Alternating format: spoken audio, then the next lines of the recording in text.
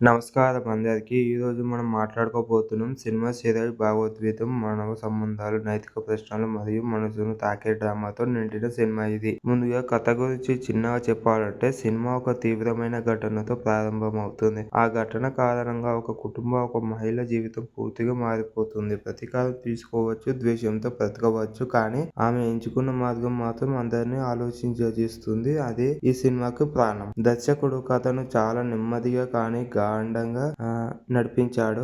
Commercial elements కన్నా భావోద్వేగానికి ఎక్కువ దృష్టి పెట్టారు. కొన్ని సమావేశాలు మనసులో చాలా సేపు నిలిచిపోతాయి. నటన గురించి మాట్లాడాలంటే యాక్టింగ్ గురించి ప్రధాన పాత్రలో నటించిన హీరోయిన్ అద్భుతంగా నటించారు.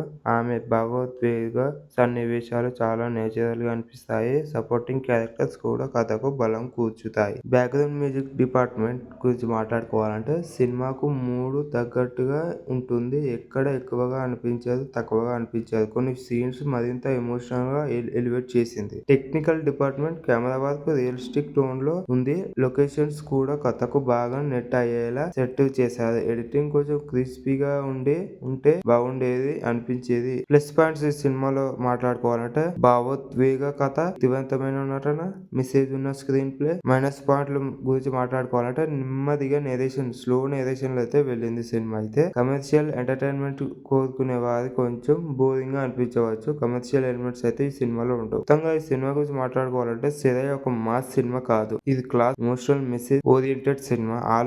చేసే కథలు ఇష్టపడే వాళ్ళకు మాత్రమే నచ్చుతుంది సినిమా. నా రేటింగ్ 3.5. ఇలాంటి సినిమా రివ్యూల కోసం like, share, subscribe to my channel. Support చేయండి. Thank you.